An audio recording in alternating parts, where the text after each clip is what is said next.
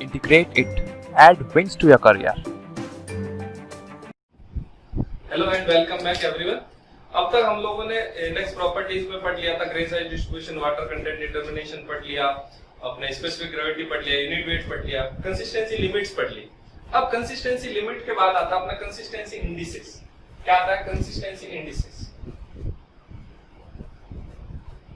अब ये consistency indices क्या हो?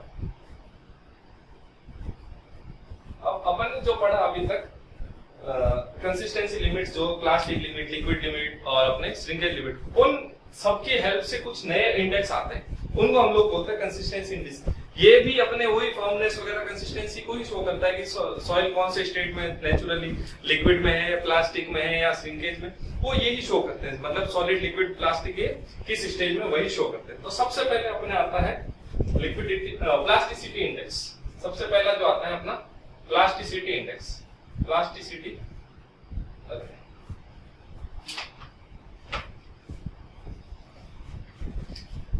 Plasticity index.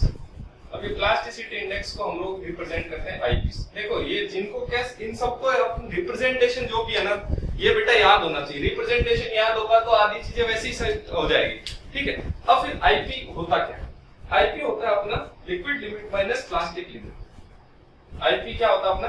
Liquid limit minus plastic limit. Plasticity index क्या होता है? Liquid limit minus plastic limit. अब ये प्लास्टिसिटी इंडेक्स किसके काम का है? अपने सिर्फ और सिर्फ फाइन ग्रेन सॉइल के लिए, कोर्स ग्रेन सॉइल के लिए भी नहीं है। क्यों? क्योंकि अपन ने पढ़ा था कि जब लिक्विड लिमिट भी पढ़ा था, जब प्लास्टिक लिमिट भी पढ़ा था, तब मैंने क्या बोला था? सैंड और ग्रेवल क्या है? अपने नॉन प्लास्टिक सॉइल्स। जब वो नॉन प्लास्टिक है तो प्लास्टिसिटी इंडेक्स तो उनका आ ही नहीं सकता। जब ये दोनों ही नहीं है उनके लिए तो ये कैसे होगा? अब एक और चीज, अब कभी कभी क्या होता है, कुछ सॉइल्स में प्लास्टिसिटी इंडेक्स निकालते हैं तो नेगेटिव वैल्यू आ जाती है। नेगेटिव क्यों आएगा? कि जब liquid limit is smaller than plastic limit हो जाए, इस केस में आईपी की वैल्यू क्या आ जाती? नेगेटिव। लेकिन ध्यान ये रखना है, कभी भी अगर नेगेटिव भी आ जाए तब भी हमको प्लास्टिसिटी इंडेक्स नेगेटिव नहीं लिखना है, उसको उस टाइम में जीरो लिखना है। यानी कि plasticity index can never be zero. तो plasticity index can never be zero, हमेशा इसकी वैल्यू जीरो से कुछ ऊपर ही आएगी, ठीक है। तो बात करते हैं ग्रेवल और सैंड की। ग्रेवल और सैंड में तो हो गया अपने जीरो, नॉन प्लास्टिक। तो बात करते हैं ग्रेवल और सैंड की, क्या होती है? ग्रेवल एंड सैंड, इसकी क्या हो गई? आईपी की वैल्यू जीरो, यहां पर आईपी। फिर आ जाता है सिल्ट। सिल्ट की आती है 10 से 15, ठीक है। फिर क्ले आता है 15 से 100। क्ले आ जाता है अपना 15 से 100। ये वैल्यूज पूछ लेते हैं क्या होती है क्या नहीं होती, तो इनको ध्यान में रखना। आईपी ग्रेवल और सैंड का आईपी 0, सिल्ट का 10 से 15 और क्ले का 15 से 100। इसके अलावा एक और टेबल आती है आईपी और प्लास्टिसिटी। आईपी और प्लास्टिसिटी में अब वो क्या आती है कि आईपी की वैल्यू 0, 0 से 7, 7 से 17 और ग्रेटर देन 17, ये 4, ठीक है। अब जब 0 होगा तो सॉइल क्या होगी? Non plastic. 0 होगा तो सॉइल क्या हो जाएगी? Non plastic. अगर आईपी की वैल्यू 0 है, it mean soil is non plastic. ये देखो यहाँ पे ग्रेवल और सैंड नॉन प्लास्टिक। 0 to 7 है तो लो प्लास्टिक। प्लास्टिसिटी कैसी? उसकी लो प्लास्टिक। ये इस टेबल से बहुत बार क्वेश्चन आया है, पूछ लेता है कि भाई लो प्लास्टिक है कोई सॉइल, उसकी प्लास्टिसिटी इंडेक्स कितना है? तो 0 to 17। अब 7 to 17 हो जाएगा तो क्या हो जाएगा? Medium plastic. ये टेबल बहुत ही इंपॉर्टेंट है, आपको याद रखनी है, ठीक है। और इसके बाद अगर ग्रेटर देन 17 आ जाए तो हाई प्लास्टिक, ठीक है। तो ये आपको ध्यान रखना है, बहुत ही जरूरी टेबल है, ठीक है। कौन सा क्या है, कौन सा नहीं है, ठीक है। अब एक्चुअली प्लास्टिसिटी इंडेक्स शो करता है कि सॉइल प्लास्टिक स्टेट में है कि नहीं, ठीक है। प्लास्टिक स्टेट में है कि नहीं, नाम से अपने को पता चल जाएगा। तो ये टेबल हो गया, ये टेबल आपको ध्यान रखनी है। और जरूरी चीज क्या रखनी है कि कभी भी प्लास्टिसिटी इंडेक्स नेगेटिव नहीं होता। मान लो क्वेश्चन में कभी कभी आपको कंफ्यूज करने के लिए क्वेश्चन दे देगा कि कोई सॉइल है जिसकी प्लास्टिसिटी लिक्विड लिमिट दे देगा, मान लो लिक्विड लिमिट दे रखी है आपको 50 और प्लास्टिक लिमिट मान लो दे रखा है 60, तो पूछेगा आईपी बताओ। अब आईपी में वो क्या देगा? ऑप्शन दे देगा आपको, मान लो -10 दे दिया, 0 दे दिया, 10 दे दिया और नन ऑफ द अबव दे दिया, नन ऑफ द अबव। अब आप लोग क्या करते हो? कंफ्यूज होते हो। आपके आंसर आ रहा है 50 - 60, ये -10, तो इसको टिक कर दिया, नहीं। या फिर आप क्या करोगे कि यार 60 - 50 कर दोगे तो 10 टिक कर दोगे, लेकिन नहीं, आंसर है 0। हमेशा liquid limit minus plastic limit ही करना है, नेगेटिव कभी भी नहीं आएगी, जीरो करना है। अगर नेगेटिव आ रही है तो जीरो पुट कर दो, बस ये ध्यान रखना आपको हमेशा, ठीक है। अब लिक्विड लिमिट और प्लास्टिक लिमिट के बाद प्लास्टिसिटी इंडेक्स के बाद में आता है कंसिस्टेंसी इंडेक्स। क्या आता है? कंसिस्टेंसी इंडेक्स या रिलेटिव कंसिस्टेंसी, कंसिस्टेंसी इंडेक्स या रिलेटिव कंसिस्टेंसी। सेकंड इंडिसेस अपना कौन सा है? कंसिस्टेंसी इंडेक्स या रिलेटिव कंसिस्टेंसी।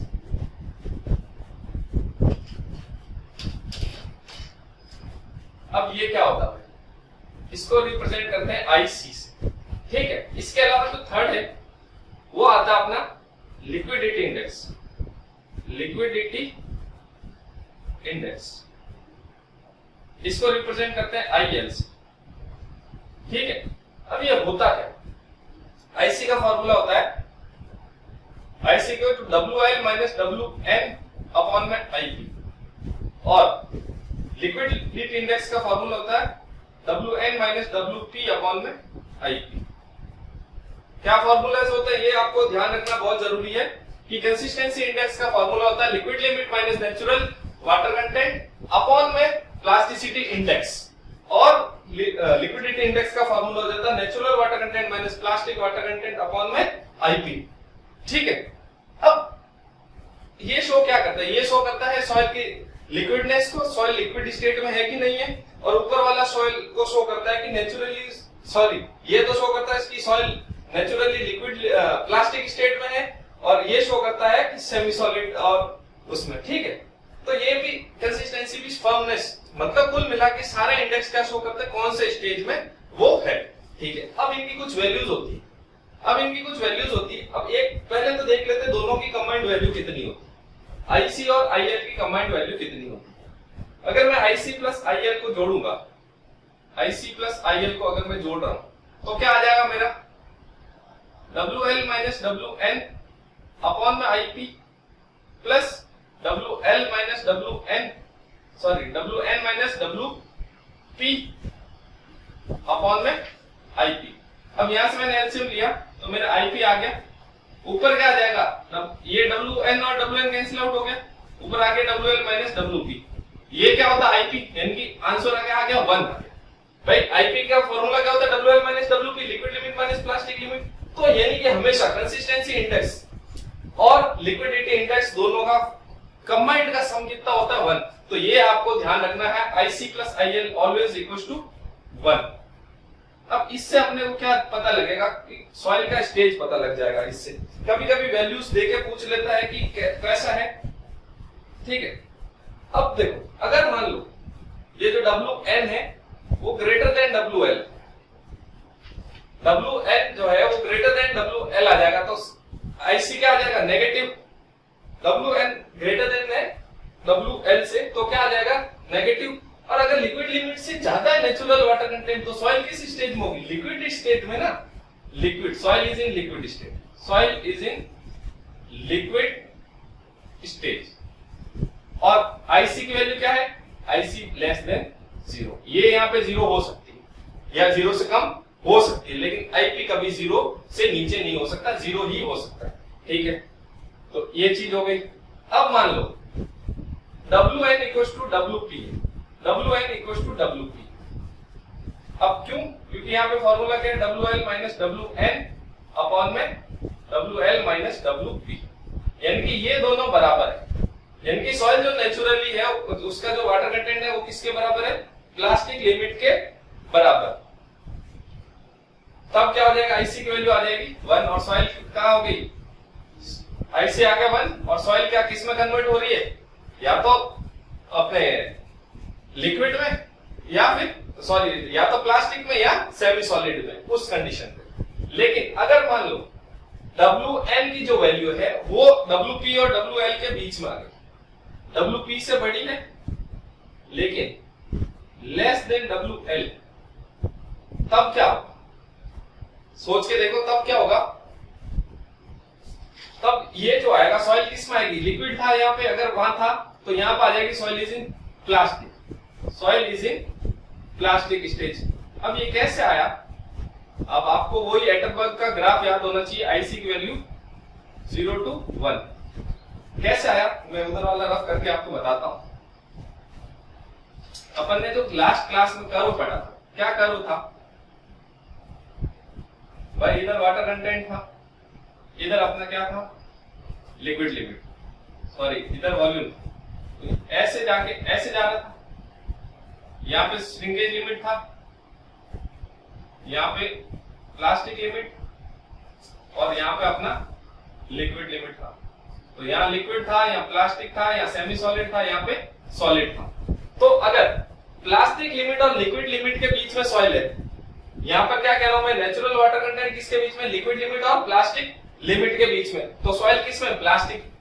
अगर सॉइल का natural water content liquid limit से ज्यादा है, कि इधर कहीं है, तो सॉइल कहां पे? Liquid stage. ठीक है। अब अगर प्लास्टिक लिमिट के बराबर है, यानी सॉइल यहाँ पे, तो सॉइल किस में? या तो इस कंडीशन में है कि वो प्लास्टिक में कन्वर्ट होएगी, या फिर सेमी सॉलिड स्टेज। ठीक है। अब अगर मैं कहूं कि अगर W लेस देन WP आ जाए, यानी कि W natural water content less than WP आ जाए, ठीक, तो अब सॉइल किस कंडीशन में?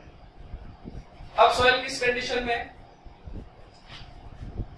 W natural water content less than WP है, तो सॉइल किस में? Semi solid. Soil is in semi solid. और IC की वैल्यू ऑलवेज ग्रेटर देन यहाँ पे 1 हो जाए। ठीक है, IC की वैल्यू यहाँ पे ग्रेटर देन 1। अब इसी प्रकार यहाँ पे अपने को ध्यान रखना है, फॉर्मूला यहाँ पे भी क्या है? WN माइनस WP अपॉन में WL माइनस WP। ठीक है।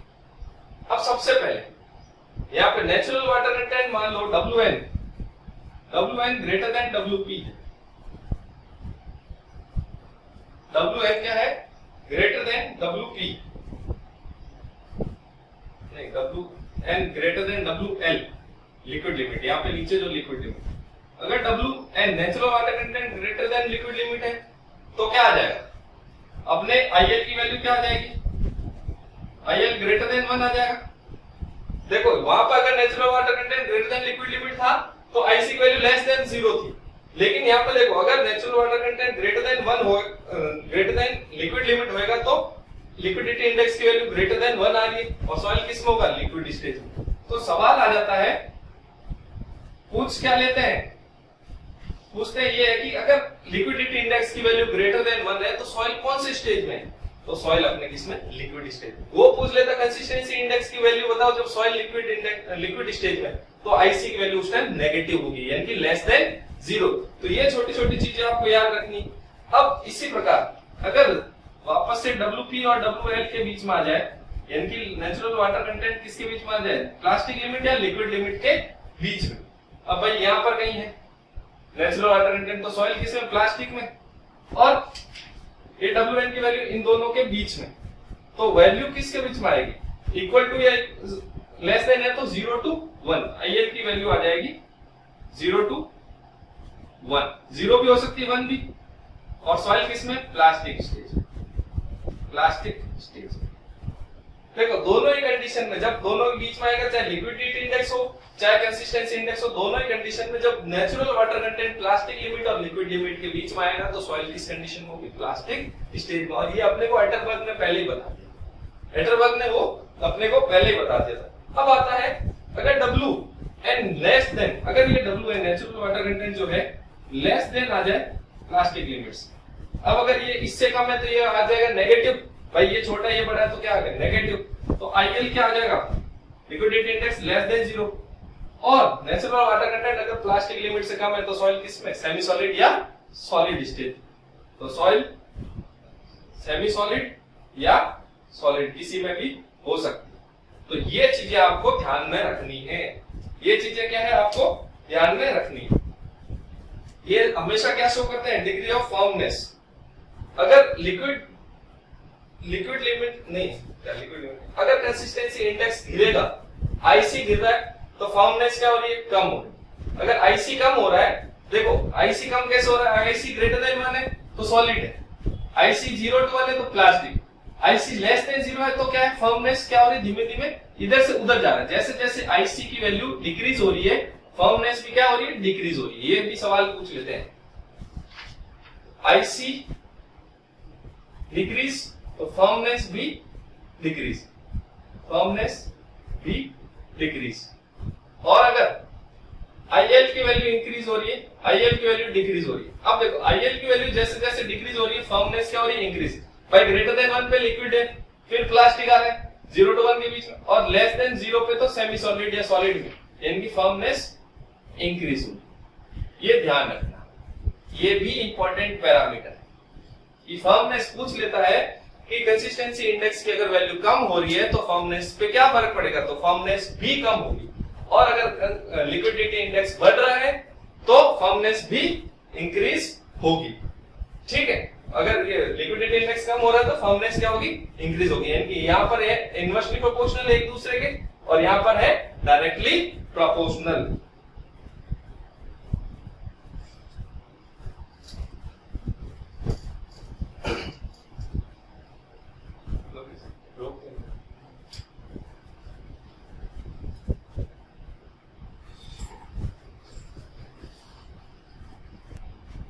ठीक है, फोर्थ हम लोग पढ़ेंगे टफनेस इंडेक्स। टफनेस इंडेक्स, अब इसको रिप्रेजेंट करते हैं IT से, इससे IT से। अब IT डी स्मॉल होता है, IT equal to IP upon IF होता है। क्या होता है, IT equal to IP upon में IF, यानी कि लिक्विड प्लास्टिसिटी इंडेक्स में अपॉन में फ्लो इंडेक्स। अब फ्लो इंडेक्स हमने ग्रेन साइज डिस्ट्रीब्यूशन के कर्व के टाइम पढ़ा, नहीं सॉरी लिक्विड लिमिट के टाइम पढ़ा कि जो लिक्विड लिमिट डिटरमाइन करते टाइम जो कर्व बनता है वो कौन सा बनता है, फ्लो कर्व। और वो फ्लो कर्व क्या शो करता है, loss of rate of loss of shear strength. तो वहां से हमको फ्लो इंडेक्स मिला था। फ्लो इंडेक्स IF क्या मिला था, IF क्या था अपना, IF equal to W1 minus W2 upon में log to the base 10 N2 upon में N1, ये आया था वहां पे। तो IF की वैल्यू ये, और IP की वैल्यू क्या होती है, IP equal to WL minus WP, liquid limit minus plastic limit. ठीक है, अब IT की वैल्यू जनरली 1 to 3 के बीच में। IT की वैल्यू जनरली वैसे तो 0 to 3 होती है, वैसे तो 0 to 3 के बीच में, लेकिन लेस देन अगर 1, लेस देन 1 है IT की वैल्यू, IT अगर लेस देन 1 है तो सॉइल क्या इजीली फ्राइबल, इजीली फ्राइबल यानी कि टूटने लग, आसानी से टूट जाती है, यानी कि बिखर जाती है, ऐसा है। ठीक है, ये IT क्या शो करता है, टफनेस इंडेक्स क्या शो करता है, सॉइल की स्ट्रेंथ को, सॉइल की strength, shows strength of soil, ऐसा भी आ जाता है, shows strength of soil eight liquid limit, shows strength of soil eight liquid limit. ठीक है, तो अब इनको ध्यान रखना है, 0 to 3 टफनेस इंडेक्स की वैल्यू, और अगर लेस देन 1 है तो इजीली फ्राइबल। तो जैसे जैसे वैल्यू बढ़ती जाती है उसकी स्ट्रेंथ क्या होती, अच्छी होती जाती है। ठीक है, इसके बाद हम लोग नेक्स्ट पढ़ेंगे सेंसिटिविटी एंड थिक्सोट्रॉपी। अब देखो कंसिस्टेंसी इंडेक्स वगैरह हो गया अपने, इसके बाद नेक्स्ट पढ़ेंगे sensitivity and thixotropy. Sensitivity and thixotropy,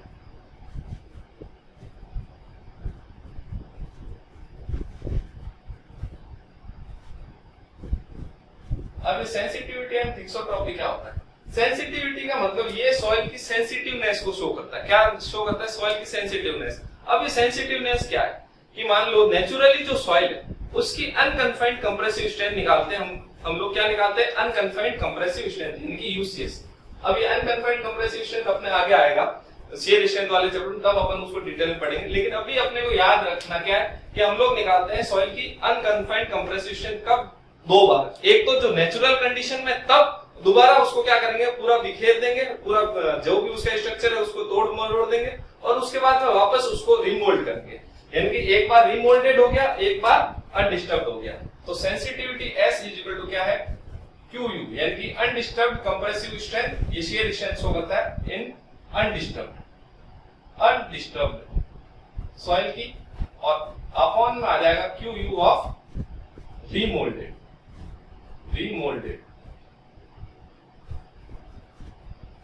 अब क्या होगा, रिमोल्डेड यानी कि वापस जब हमने दोबारा उसको मोल्ड बनाया। अब अनडिस्टर्ब्ड सॉइल की जनरली क्या होती है, स्ट्रेंथ हाई होती है एज कंपैरिजन टू रिमोल्डेड। अब अगर हाई है तो मान लो इसकी कुछ एक टेबल आती है, S और टाइप ऑफ सॉइल। अब वो मैं बताता हूं, टाइप ऑफ सॉइल। अगर S इक्वल टू 1 आ रहा है, यानी 1 आ रहा है, मतलब क्या कह रहा है कि अनडिस्टर्ब्ड स्ट्रेंथ जो है सॉइल की वो और रिमोल्डेड सेम है, यानी कि पहले टूटने से पहले, उसको बिखेरने से पहले और बिखेर के वापस बनाने के बाद की स्ट्रेंथ जो आ रही है सेम आ रही है। इसका मतलब सॉइल क्या अच्छी है, तो सॉइल क्या है, इनसेंसिटिव। सॉइल क्या है, इनसेंसिटिव, यानी कि उस पे तोड़ मरोड़ने का कोई फर्क नहीं पड़ रहा है। इनसेंसिटिव का मतलब है सॉइल को तोड़ने मरोड़ने से उसकी स्ट्रेंथ पे कोई फर्क नहीं पड़ रहा है। अगर मान लो 1 से 4 है, फिर आता है 4 से 8, फिर आता है 8 to 16 और ग्रेटर देन 16। अब 1 to 4 है तो लेस नॉर्मल या लेस सेंसिटिव या नॉर्मल सॉइल, यानी कि थोड़ा बहुत फर्क पड़ रहा है। देखो, यानी कि पहले स्ट्रेंथ इसका 4 का मतलब क्या है कि पहले जो मान लो कि यूसेज जो अनडिस्टर्ब्ड की थी वो मान लो 4 थी और रिमोल्डेड की हो गई 1, ये अनडिस्टर्ब्ड हो गया और ये रिमोल्डेड, ठीक है। पहले क्या थी, 4 थी और बाद में क्या आ गया 1, तो ये हो गया। तो इसका मतलब ये है, तो पहले ज्यादा बहुत ज्यादा थी 4 गुना, अब जो है उसकी पहले जो थी तोड़ने से पहले वो क्या थी 4 गुना, अभी जो तोड़ने के बाद है, यानी कि सेंसिटिव है लेकिन कम सेंसिटिव। अब अगर ये 4 से 8 आ जाए तो क्या है, मीडियम सेंसिटिव, ठीक है। अब अगर 8 से 16 आ जाए तो हाई सेंसिटिव सॉइल। ये सवाल आ जाते हैं ना। अगर ग्रेटर देन 16 है तो क्विक है, यानी कि उस पे बहुत ज्यादा 16 गुना का अगर फर्क पड़ रहा है तो सॉइल इज वेरी क्विक, ठीक है। या इसको क्विक को अपन अनस्टेबल भी बोल सकते हैं, यानी कि एक बार अगर उसका बिखेर दिया, स्ट्रक्चर चेंज कर दिया तो उसके बाद वो किसी काम की नहीं। अब ये ऐसा कौन कौन से स्ट्रक्चर्स होते हैं, वैसे तो हम स्ट्रक्चर्स में पढ़ेंगे लेकिन एक बार उनके नाम पढ़ लेते हैं। अगर लेस सेंसिटिव है तो जनरली सॉइल का जो स्ट्रक्चर होता है हनीकॉम्ब होता है, हनीकॉम्ब स्ट्रक्चर। इधर होता है फ्लोकुलेंट या डिस्पर्स्ड, फ्लोकुलेंट या हनीकॉम्ब में दोनों ही होते हैं इसमें, या डिस्पर्स्ड। फ्लोकुलेंट और डिस्पर्स्ड तो एक ही चीज होगी, थोड़ा सा डिफरेंस है, स्पेलिंग गलत है इसकी। और हाईली सेंसिटिव में सॉइल क्या होती है, फ्लोकुलेंट, ठीक है, ये चीज होती है। और अनस्टेबल तो फिर अपने अनस्टेबल ही रह गया। तो पहले हनीकॉम्ब हो गया, पूछ लेते हैं कि less sensitive soil generally honeycomb structure जो होता है सॉइल में वो लेस सेंसिटिव। फ्लोकुलेंट या हनीकॉम्ब जो होगा मीडियम सेंसिटिव होगा 4 to 8, ठीक है। फिर हाई सेंसिटिव कौन सी होती है, फ्लोकुलेंट, और अनस्टेबल एक्टिव जिसका सेंसिटिविटी क्या है, ग्रेटर देन 16। अब आता है सेकंड, ये तो था सेंसिटिविटी। अब क्या आता है, थिक्सोट्रॉपी। थिक्सोट्रॉपी क्या होता है, अगर इस सॉइल को, ये जो रिमोल्डेड सॉइल है, ये जो rate of gain of strength करती है, क्या होता है सॉइल बड़ी रहेगी, तो उसको एक बार बिखेरते हैं उसके बाद उसको वापस रख दिया, रिमोल्ड कर दिया, तो सॉइल क्या होती है टाइम के साथ स्ट्रेंथ को गेन करती है। क्या करती है, टाइम के साथ स्ट्रेंथ को गेन करती है। वो टाइम के साथ जो स्ट्रेंथ गेन करती है उसी को हम लोग बोलते हैं थिक्सोट्रॉपी। तो थिक्सोट्रॉपी का डेफिनेशन की बात करें तो हम लोग क्या बोलते हैं, rate of gain of strength after remoulding in exist, उसको विद अनडिस्टर्ब, मतलब एक बार उसको रिमोल्ड करने के बाद अगर उसको बार बार हम डिस्टर्ब नहीं करते तो वो क्या करती है, अपनी स्ट्रेंथ को अचीव करती है। उसी स्ट्रेंथ को अचीव करने के प्रोसेस को हम लोग क्या बोलते हैं, थिक्सोट्रॉपी। जैसे कैसे हुआ कि मान लो हम लोगों ने कोई सॉइल यहाँ से एक्सकेवेट करी ग्राउंड से और फिर इसको दूसरी जगह पे लाके ऐसे ढेर बना दिया, तो पहले हाइट ये होती। अब अगर उसी सॉइल के आसपास अपन कोई जा नहीं रहे, कभी कुछ नहीं हो रहा, लेकिन अगर वही सॉइल पे हम देखते हैं थोड़े टाइम बाद उसकी जो हाइट होती है रिड्यूस होकर यहाँ तक आ जाती है, फिर हाइट की रिड्यूस होकर यहाँ तक आ जाती है। अब ये क्या हो रहा है कि सॉइल के पार्टिकल, अब यहाँ पर जो पार्टिकल्स हैं इन पे क्या ऊपर वाले पार्टिकल्स का भार लग रहा है ऐसे। इस लोड के कारण क्या होगा, पार्टिकल्स क्या होंगे, नजदीक आते जाएंगे। अब पार्टिकल्स जैसे जैसे नजदीक आएंगे क्या होगा, डेंसनेस बढ़ेगी, और जैसे जैसे डेंसनेस बढ़ती है वैसे वैसे सॉइल की क्या होती है, स्ट्रेंथ इंक्रीज होती है। तो थिक्सोट्रॉपी का कारण क्या है कि सॉइल का खुद के भार की वजह से जो उसका स्ट्रक्चर हमने डिफॉर्म कर दिया था, जो बिखेर दिया था, वो स्ट्रक्चर वापस कोशिश कर रहा है, या तो नए स्ट्रक्चर बन रहा है। तो जो भी स्ट्रक्चर बन रहा है उससे सॉइल क्या हो रही है, धीमे धीमे डेंस हो रही है, और डेंस होने के कारण जो स्ट्रेंथ इंक्रीज हो रही है उसको हम लोग बोलते हैं थिक्सोट्रॉपी। पर कंडीशन क्या है कि इसको बाद में डिस्टर्ब ना करें, एक बार करते हैं बार बार डिस्टर्ब ना करें ना, बार बार डिस्टर्ब करेंगे तो स्ट्रेंथ अचीव करेंगे नहीं, फिर बोलोगे सर ये तो कर ही नहीं दी, स्ट्रेंथ आई नहीं दी, तो ऐसा नहीं होता, ठीक है। इसके बाद नेक्स्ट आता है एक्टिविटी। नेक्स्ट क्या आता है, लास्ट है अपना एक्टिविटी। इसके बाद अपने सॉइल प्रॉपर्टीज खत्म हो जाएगी, इंडेक्स प्रॉपर्टीज भी खत्म। उसके बाद हम लोग करेंगे क्वेश्चन। नेक्स्ट लेक्चर में हम लोग करेंगे क्वेश्चन, ठीक है। एक्टिविटी। अब ये एक्टिविटी क्या है? अब भाई साहब एक्टिविटी को हम लोग रिप्रेजेंट करते हैं एसी से। एसी क्या होता है? एसी का फॉर्मूला होता है AC equals to IP upon percentage clay. क्या होता है? एसी का फॉर्मूला होता है आईपी अपॉन परसेंटेज क्ले। अब ये परसेंटेज क्ले क्या है? ये शो करता है कि जो क्ले के परसेंटेज के हिसाब से जो उसकी वाटर कंटेंट वगैरह जो चेंज हो रहा है उसको वॉल्यूम चेंज। एक्चुअली ये वॉल्यूम चेंज का पैरामीटर। अगर वाटर कंटेंट हम लोग चेंज कर रहे हैं और उसका वॉल्यूम चेंज हो रहा है तो उसको हम लोग बोलते हैं एक्टिव सॉइल। अब वाटर कंटेंट चेंज करने पे वॉल्यूम चेंज क्यों होगा? क्या है कि नीचे जो परसेंटेज क्ले आ रहा है ना, क्ले पार्टिकल्स, जो भी क्ले सॉइल होती है ना जनरली, उसके अंदर जब पानी जाता है तो वो क्या होती है, उसका वॉल्यूम इंक्रीज हो जाता है। क्यों? क्योंकि उसमें जो क्ले मिनरल्स होते हैं उनके कारण वॉल्यूम क्या होता है, इंक्रीज। मैंने शुरुआत में बताया था कि जो फर्स्ट लेक्चर में ब्लैक कॉटन सॉइल और बेंटोनाइट बताया था, तो मैंने बताया था कि उनमें मोंटमोरिलोनाइट मिनरल होता है। उसका क्या होता है, हाई स्वेलिंग और श्रिंकेज का नेचर होता है। यानी कि जैसे ही वाटर कंटेंट आएगा तो उसके अंदर पानी बढ़ा, पानी बढ़ने से क्या होगा, उसमें स्वेलिंग आएगी, स्वेलिंग आने से क्या होगा, वॉल्यूम चेंज होगा। तो जितना ज्यादा किसी सॉइल का वॉल्यूम चेंज, वो उतनी ज्यादा एक्टिव। तो एक्टिविटी क्या हो गया? अब ये आईपी अपॉन परसेंटेज क्ले। अब कभी कभी यहाँ पे लिखा होता है, फॉर्मूला ऐसा होता है आईपी अपॉन में लेस देन 2 माइक्रोन परसेंटेज। यानी कि क्ले की साइज क्या होती है, लेस देन 2 माइक्रोन। ये क्ले की साइज को शो करता है। अब जब हम लोग क्लासिफिकेशन पढ़ेंगे क्वेश्चन के बाद वाले, तब हम ये चीज पढ़ेंगे, लेकिन अब ये आपको सिर्फ इतना ही ध्यान रखना है, ठीक है। IP upon percentage clay. अब एक्टिविटी के हिसाब से भी कुछ डिस्क्रिप्शंस होता है। अब वो डिस्क्रिप्शन क्या है? आईपी की 3 वैल्यू याद रखनी, या तो लेस देन 0.75 या 7.75 से लेके 1.25 या ग्रेटर देन 1.25। अब अपने को वैल्यू से पता चल रहा है कि अगर छोटी वैल्यू है इसका मतलब इनएक्टिव है, फिर नॉर्मल एक्टिव होगी और फिर हाईली एक्टिव। तो ये इनएक्टिव होगी सॉइल। इनएक्टिव सॉइल का मतलब क्या है कि इसमें वॉल्यूम जो चेंज हो रहा है इतना ज्यादा या हो ही नहीं रहा। अगर वॉल्यूम चेंज नहीं हो रहा है इसका मतलब सॉइल क्या है, इनएक्टिव। अगर इतना ज्यादा हो रहा है, थोड़ा बहुत हो रहा है, तो क्या है, नॉर्मली एक्टिव। थोड़ा बहुत यानी कि उसमें क्ले कंटेंट जो है वो कम है। जितना परसेंटेज क्ले कम होगा उतना ही सही रहेगा, नॉर्मल एक्टिव। और ये हाईली एक्टिव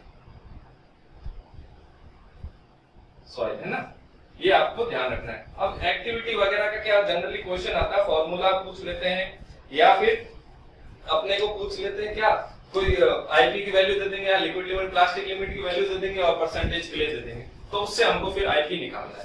तो ये चीज होती है। तो अब ब्लैक कॉटन सॉइल हो गया, बेंटोनाइट टाइप सॉइल हो गया, इनमें क्या होता है, मोंटमोरिलोनाइट, उसकी वजह से उनकी एक्टिविटी बहुत ज्यादा हाई। अब इसके बाद नेक्स्ट जो है लास्ट कोलैप्सिबिलिटी।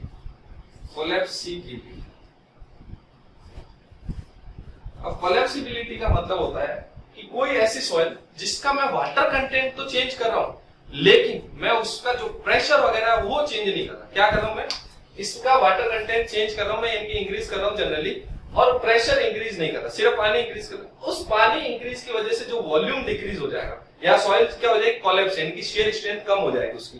क्या हो जाएगा, मैं कुछ सॉइल में क्या होता है, पानी डालने पे क्या हो जाता है कि अब क्या होगा, पानी डालने के बाद वो बहने लग जाती है, बह के वो क्या नीचे सेटल डाउन हो जाती है, उसी की वजह से सॉइल क्या हो जाएगी, कोलैप्स डाउन हो जाएगी। उसी को हम लोग क्या बोलते हैं, कोलैप्सिबिलिटी। अब ये होता है C से डिनोट करते हैं CP, ये डेल्टा V अपॉन में V नॉट या डेल्टा H अपॉन में H नॉट या डेल्टा E अपॉन में 1 प्लस E नॉट। ठीक, ये फॉर्मूलाज होते हैं। क्या फॉर्मूला होता है, delta V upon V naught या delta H upon H naught या delta E upon 1 plus E naught. अब ये कहां से आई चीजें, ये हमारा आई 3 फेज डायग्राम से, 3 फेज डायग्राम से आई। ठीक है, अब 3 फेज डायग्राम में वो क्या बोल रहा है, यही होता था सॉलिड लिक्विड और गैस, सॉलिड लिक्विड यानी कि वाटर, और यहाँ पे अपना क्या होता था, गैस। अब इसने इसको जो वॉइड रेशियो था ना टोटल, इसको मान लिया इसने E नॉट। ठीक है, इनिशियल हाइट को मान लिया इसने V नॉट या H नॉट, वॉल्यूम हो गया H, V नॉट हाइट हो गई H नॉट। टोटल हाइट जो सॉइल की थी उसको उसने मान लिया h नॉट, वॉल्यूम टोटल मान लिया v नॉट, और जो इनिशियल वॉइड रेशियो है यानी कि पानी चेंज करने से पहले वो था e नॉट। तो तीनों ही कंडीशन में नीचे देखो, और वॉल्यूम ऑफ सॉलिड को इसने माना 1। ठीक है, ये चीजें इसने मानी। अब अगर ये चीजें मानेंगे तो देखो तीनों में ही क्या आ रहा है, नीचे जो चीजें आ रही है सेम आ रही है। v नॉट किसके बराबर है 1 प्लस e नॉट के, ये रहा। h नॉट किसके बराबर है 1 प्लस e नॉट के, ये रहा। यानी कि जो इनिशियल वॉल्यूम है, नीचे क्या आ रहा है इनिशियल वॉल्यूम, ऊपर क्या आ रहा है चेंज इन वॉल्यूम। अब चेंज इन वॉल्यूम तीनों जगह देखो, डेल्टा वी, डेल्टा एच या डेल्टा ई, तीनों सेम। अब ये सेम कैसे है कि भाई वॉल्यूम ऑफ सॉलिड तो चेंज होना नहीं है, तो चेंज किसका होगा, वॉल्यूम ऑफ वॉइड चेंज होना है। अब वॉल्यूम ऑफ वॉइड जितना चेंज होगा उतना ही तो हाइट में चेंज आएगा, क्योंकि ये पैरामीटर फिक्स है। अब ये चीज जितनी चेंज होगी उतना ही इसमें चेंज आएगा, उतना ही वॉल्यूम में चेंज आएगा। तो वॉल्यूम में चेंज किसकी वजह से हो रहा है, वॉल्यूम ऑफ वॉइड की वजह से, और हाइट में चेंज भी उसी की वजह से हो रहा है, इसलिए ये चीज है। तो फॉर्मूला क्या हो गया कोलैप्सिबिलिटी का, चेंज इन वॉल्यूम या चेंज इन हाइट या चेंज इन अपने वॉइड रेशियो अपॉन में इनिशियल वॉल्यूम या हाइट या इनिशियल वॉइड इनिशियल वॉल्यूम, नीचे तीनों जगह वॉल्यूम है। ठीक है, तो ये चीज है। तो delta V upon V naught या delta H upon H naught या delta E upon 1 plus E naught. अब इसके हिसाब से भी एक टेबल आती है, इसके हिसाब से भी एक टेबल आती है कि भाई कोलैप्सिबिलिटी कि क्या है क्या नहीं है, क्या फर्क पड़ रहा है। अब आती है, इधर लिख देता हूं सीपी, इधर सॉइल डेस्क्रिप्शन। ठीक है, इधर आ गया अपना सॉइल डेस्क्रिप्शन। अब ये जितनी बेटा मैं टेबल बना रहा हूं ना, आपको सारी की सारी टेबल क्या है याद करनी है। तो ये 0 to 1 आ गया, 1 to 5 आ गया, 5 to 10, 10 to 20 ग्रेटर देन। अब देखो अगर कोलैप्सिबिलिटी कम है तो इसका मतलब ट्रबल करेगी क्या, नो ट्रबल। ये वाली सॉइल अपने किस में आएगी, नो ट्रबल में। यानी कि भाई क्या हो रहा है कि जो चेंज इन वॉल्यूम है वो इनिशियल के कंपैरिजन में बहुत कम हो रहा है। ठीक है, ठीक है, तो बहुत ज्यादा नहीं हो रहा, थोड़ा बहुत हो रहा है। तो थोड़ा बहुत जब भी होएगा तब हम उसको क्या बोलेंगे, या तो हो ही नहीं रहा या थोड़ा बहुत हो रहा है, उसको हम लोग क्या बोलेंगे, नो ट्रबल। ठीक है, अब इसके बाद थोड़ा ज्यादा हो गया तो ये क्या हो गया, यानी कि उसके डबल से ज्यादा हो रहा है, यानी कि मॉडरेट, मॉडरेट ट्रबल। ये इसको हम लोग ट्रबल लिख देते हैं, इसको हम लोग लिख देते हैं ट्रबल। फिर ये हो जाएगा सीवियर ट्रबल, सीवियर ट्रबल, इधर से तो ये हो गया अपना सीवियर ट्रबल, और ये वेरी सीवियर ट्रबल। तो ये टेबल भी पूछ लेते हैं कि अगर कोलैप्सिबिलिटी 5 to 10 है तो कैसी है, तो सिर्फ सॉइल क्या करेगी, ट्रबल करेगी। अगर 1 to 5 है तो मॉडरेट ट्रबल करेगी, लेस देन 1 है तो नो ट्रबल। तो ये सारी चीजें अपने को ध्यान में रखनी है। ठीक है, और जिसको ये चीज समझ में नहीं आई ना, उसके लिए एक और चीज है। मैंने शुरुआत में वॉल्यूम, टोटल वॉल्यूम का एक जब रिलेशन पढ़ाया था तो टोटल वॉल्यूम इक्वल टू क्या लिखा था, Vs into 1 plus E। ठीक है ना, तो उससे भी ये सब चीजें आ जाएगी। तो इसके साथ ये तो खत्म हो गया, लेकिन कभी कभी पूछ लेते हैं ऑर्गेनिक सॉइल और इनऑर्गेनिक सॉइल में परिवर्तन, ऑर्गेनिक सॉइल या इनऑर्गेनिक सॉइल में चेंज क्या है, डिफरेंस क्या है, या फिर क्ले और सिल्ट में डिफरेंस पूछ लेते हैं। ठीक है, तो इनऑर्गेनिक सॉइल और ऑर्गेनिक सॉइल में जब डिफरेंस पूछे तो मेरे को एक चीज निकालनी है, लिक्विड लिमिट। क्या निकालना है मेरे को, लिक्विड लिमिट। किसमें, ऑर्गेनिक और इनऑर्गेनिक सॉइल का जब भी डिफरेंस पूछे तो मुझे निकालना है लिक्विड लिमिट। अब मैं जब लिक्विड लिमिट निकालूंगा तो liquid limit before oven drawing, दो कंडीशन, एक बार आफ्टर ओवन ड्राइंग, एक बिफोर ओवन ड्राइंग। तो अगर आफ्टर और बिफोर ओवन ड्राइंग, ये मिलाते हैं, कब निकालना मेरे को, बिफोर ओवन ड्राइंग और after oven drawing. Oven drawing अगर लिक्विड लिमिट पहले मान लो WL, दूसरी बार उसकी मान लो लेस देन 3/4 ऑफ WL आई, यानी कि मान लो यहाँ पर 20 थी तो यहाँ लेस देन 15 आ रही। अगर ऐसा आ रहा लिक्विड लिमिट 20 से, इसकी 3/4 से कम है, इसका मतलब ये सॉइल क्या है, अपनी ऑर्गेनिक। अगर 3/4 से लिक्विड लिमिट कम आ रही पहले और बाद में, बिफोर ओवन ड्राइंग और आफ्टर ओवन ड्राइंग, अगर लिक्विड लिमिट में 1/4 से ज्यादा का डिफरेंस आ गया, 25% से ज्यादा का डिफरेंस आ गया, और जो लिक्विड लिमिट है वो लेस देन 3/4 हो गई, तो वो सॉइल क्या हो जाएगी? ऑर्गेनिक। और अगर ऐसा नहीं हुआ तो वो सॉइल क्या हो जाएगी? इनऑर्गेनिक। ठीक है।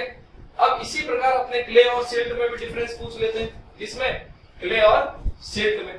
भाई क्ले और सिल्ट दोनों ही फाइन ग्रेन सॉइल है, तो कुछ फिजिकल डिफरेंस पता होने चाहिए अपने को, फील्ड नॉलेज पता होनी चाहिए। तो सबसे पहला आता है डिस्पर्जन टेस्ट। क्ले और सिल्ट की बात हो रही, क्ले एंड सिल्ट, तो सबसे पहला आता है डिस्पर्जन टेस्ट। अब ये डिस्पर्जन टेस्ट क्या होता है? डिस्पर्जन टेस्ट का मतलब होता है कि मैं क्या कर रहा हूं, सॉइल को मिट्टी को मैं पानी में डाल रहा हूं। मिट्टी को क्या मैं पानी में डाल रहा हूं। अगर वो पानी में नीचे सेटल डाउन हो गई, ठीक है, शुरुआत में, तो वो क्या है? सिल्ट है। अगर 10 से 15 मिनट के अंदर वो पूरी सेटल डाउन हो गई तो क्या है? सिल्ट है। अदरवाइज वो क्या है? क्ले। अगर 10 से 15 मिनट में नीचे सेटल डाउन हो गई पूरी की पूरी सॉइल, तो सिल्ट, और ऊपर तैर रही है, सेटल डाउन नहीं हुई है, जमा नहीं हुई है, तो क्या है? क्ले। अब क्यों जमा नहीं होती? क्ले क्या होती है? पार्टिकल साइज अभी मैंने बताया था, एक्टिविटी में लेस देन 2 माइक्रोन होता है, और जबकि सिल्ट जो होती है 2 माइक्रोन से 75 माइक्रोन के बीच में। तो पार्टिकल साइज बड़ी होने की वजह से वो क्या होता है? अंडर ग्रेविटी सेटल डाउन होता है, और क्ले सेटल डाउन नहीं हो पाती हल्की होने की वजह से। तो बस वो कारण हो गया। एक तो डिस्पर्जन टेस्ट। सेकेंड आता है डायलेटेंसी टेस्ट। डायलेटेंसी। अब ये डायलेटेंसी टेस्ट क्या होता है? ये आप लोगों ने सुना होगा डायलेटेंसी टेस्ट। हम लोग क्या करते हैं कि सॉइल का कोई सैंपल लेते हैं, उसमें पानी मिला के उसको हाथ में, हथेली ऐसे पानी के साथ मिक्स करके फिर ऐसे ऐसे मारते हैं, धीमे धीमे उसको धीमे धीमे मारते हैं। अब मारने के बाद अगर उस सॉइल के ऊपर पानी दिखने लग गया, उस सॉइल के ऊपर पानी दिखने, यानी पानी चमकने लग गया, भाई पानी मिलाया था तो पानी ऐसे धीमे धीमे दिखने लग जाता है। ये जो जत्ता चूना मिला था वो वाली स्टाइल मत करना है ना, मिट्टी के अंदर पानी मिलाना। अगर पानी ऊपर दिखने लग जाए तो वो सॉइल क्या है? अपने सिल्ट है। अदरवाइज वो क्या है? क्ले। क्या बात करी? पहला जो डिस्पर्जन टेस्ट था उसमें मैंने क्या बोला कि अगर वो 10 से 15 मिनट के अंदर पानी में डूब जाए मिट्टी, तो सिल्ट है। दूसरे में क्या बोला? पानी लेके उसको ऐसे धीमे धीमे टैप करना है हाथों से पाम में, और अगर पानी ऊपर दिखने लग जाए सरफेस पे तो वो क्या है? सिल्ट है। अदरवाइज वो क्या है? क्ले।